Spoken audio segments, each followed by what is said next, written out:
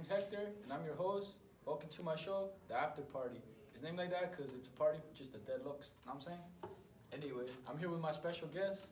Man, introduce yourself, Holmes. Alright, cuz, my name Nipsey Hussle, and I died because I got shot. Heard?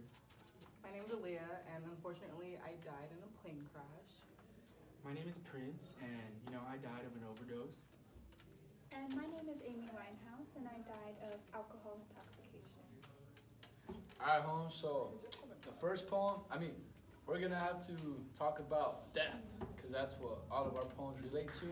So the first poem is "We Real Cool" by Gwendolyn Brooks, and it goes like this: We real cool, we left school, we lurk late, we strike straight, we sing sin, we thin gin, we jazz June, we die soon. And overall, I think the message of the poem is talking about the youth and their lifestyle. And sometimes they do things that does eventually end up to their young death. Man, what do you think, Holmes? Yeah, cuz, growing up, I was always out here in these streets not really caring about what I was doing and the outcome of my actions. You know what I mean? But now, I really understand that this poem is trying to talk about that and how we shouldn't be out here doing these horrible things in the community. Cuz? Yeah, I just wanted to ask, what do you guys think "we real cool" means?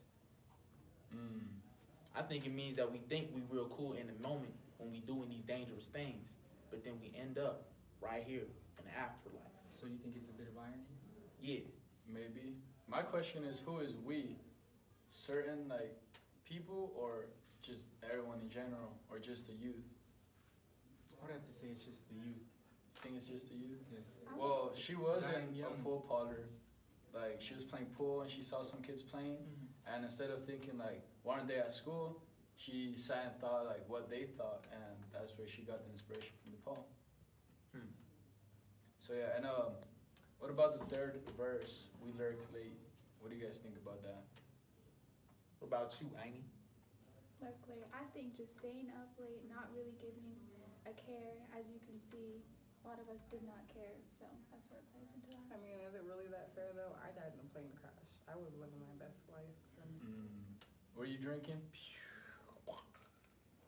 Yes, but I wasn't driving the Were plane. you drinking and flying? No. Drinking and flying, cuz. You don't drive a plane, you know what I mean? 40s and shorties, cuz. Well, I think the lurk has a negative connotation, Holmes? It's not good, because when you're lurking, you're being sneaky, Holmes. You're up to no good. Yeah, but then the outcome, I guess, it just turns out to be not what you expected at the moment. Yeah. But my poem actually talks about the actual antithesis of not knowing. What's your poem? My poem is called Death by Percy Bysshe Shelley. And it's actually talking about the opposite of not knowing about death. It's actually embracing death. And it goes like this. How wonderful is death? Death and his brother sleep. One, pale as the yonder waning moon, with lips of lurid blue. The other, rosy as the morn, when throned on ocean's wave, it blushes, o'er the world. Yet both so passing wonderful. And in my poem, it's talking about death. And it personifies both death and its brother, which can be sleep. And it's basically talking about how when you're dead, you're lurid as the moon. You're very blue, and your skin is pale. But sleep, when you're asleep, your skin glows, and you're happy to be alive. But in that split second, you can go from sleep to death like it's nothing. And I'm thinking that you should just embrace that and embrace death and know that it's just a part of life. Just how sleep is a part of life, death is a part of life. You know what I mean? So basically, the line between death and sleep is very Check it out, Holmes. Yeah. I heard something like this. Yeah. Death ain't the opposite of life, but a part of it. Holmes? Once you die, it's just here, bro, the after party. Yeah, You just yeah. kick it as a ghost. Just like you go to sleep and then you wake up in the morning, you die, and you wake up in the afterlife, right here where the party is. Exactly. Yeah, I think that's a beautiful interpretation. Yeah, I really think your poem is just all about reassurance and comforting us on that the inevitable is inevitable. Yeah. The inevitable is inevitable. Hell yeah, Holmes. Yeah. I kind of said it better myself. That's it. Yeah. About your poem. Yeah, my poem also talks about how death is inevitable, It is called All But Death Can Be Adjusted by Emily Dickinson. All but death can be adjusted, dynasties repaired, systems settled in their sockets, citadels dissolved, wastes of lives resound with colors, by succeeding springs, death unto itself. Exception is exempt from change. Basically saying, death, you cannot change it. It's there. We're all gonna die. I feel you, Holmes. Like you can't. Simple, straight to the Yeah. point. Simple, straight to the point. You can't run away from it. Can't remember. Death is the only thing that we all share in common. Well, many other things, but death is a very big part. It's not adjustable. You can't rearrange it. The only thing that you can really do is Prevent just it. prevent it. I Prevent it think from you need happening. to accept it. Accept it too. Acceptance. Very That's a true, big very thing. true. Mm. What about your poem? Acceptance is important, which my author kind of has a hard time accepting. It is Grief. a Korean death poem by Seong Sam Moon. What shall I become when this body is dead and gone? A tall, thick pine tree on the highest peak of Grayson, evergreen alone when white snow covers the whole world. As the sound of drum calls for my life, I turn my head where sun is about to set. There is no inn on the way to the underworld. At whose house shall I sleep tonight? So I feel like towards the end, really, he's kind of questioning death. He doesn't understand where he's going to go, where he's going to end up. So I feel like that's something that we all got to think about, really, is based on your religion, where you're going to end up when you die. And the entirety of this poem is about what will happen to the author when his time comes along. He wonders if he'll stay on this earth and become a tree, or if he'll just pass into the underworld.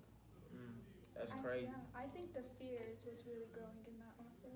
For real, Holmes. The fear of not knowing what house he's going to go in. Like, at what house will I sleep tonight? That's like saying, like, will I sleep in heaven, or will I wake up in hell? Like, The fear of the live forever. unknown. Even if there is an afterlife. Yeah, because many cultures, like, and religions think differently, you know? Well, how did you feel when you were falling out of the sky in that airplane? Were you scared?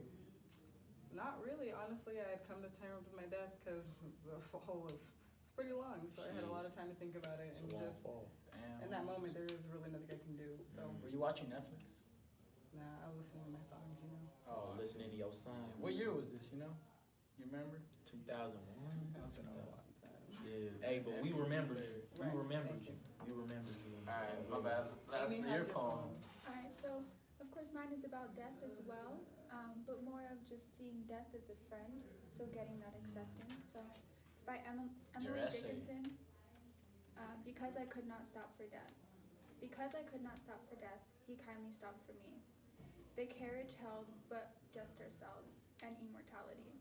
We slowly drove, and he knew no haste, and I had put away my labor and my leisure too, for his civility. We passed the school where children strove at recess. In the ring, we passed the fields of gazing grain. We passed the settling sun, or rather, he passed us. The dews drew, quivering and chill, for only gossamer my gown, my tippet, my tule. We passed before a house that seemed a swelling of the ground. The roof was scarcely visible, the commerce in the ground. Since then, 'tis centuries, and yet feels shorter than the day. I first sunrise the horse's heels, we're toward eternity. So I think here she is accepting death, seeing it as a friend, and realizing that there is the afterlife, as she concludes there is an eternity. She really personifies death so that we know that death is basically one with us. Right. And that, It's always been there. right. Well, It's always been around. in my culture, Holmes, we even have a saint called La Santa Muerte, and it's the saint of death, you know what I'm saying, Holmes? So it is personified, and it's a character in the religion, and many people worship it because they don't see death as a bad thing. They see death more like, yeah, something that's gonna happen no matter what, you know, Holmes? Hey, man. Like Especially me, when you live in the hood. yeah, like me, when I got capped, when I died, I was taking a picture outside of my store in LA next to a little girl. She wanted to take a picture with me, you know what I mean? Because I was a little on my celebrity thing and all that. So I said, yeah, I'll take a picture with you. And then in the middle of me taking a picture with her, I got shot 5 times. And that's just to say, you know, death comes in any shape, form, size. It comes at any time. And just like in that poem, it was talking about how death was there even when some kids were at recess, just like playing around. You know what I Going mean? back to the kids, I think that's her reminiscing her childhood Mm. and memories of her past, but also accepting that she has those memories with her to carry through her afterlife. Yeah, just cause like as soon as I got shot, I feel like everything went in slow motion, like my whole life flashed before my eyes. You feel me? Exactly. And that's just like the same thing with her. She went back in her past before she died. She was thinking about, everything that happened in her childhood. You know what I mean? Yeah, that's And I crazy. think a big thing we could take from all this is just we all got to accept death and know it's coming, and we just got to be ready for the judgment when that day comes. And even in Korean, like death poems, typically they're not allowed to say the word death as a negative connotation.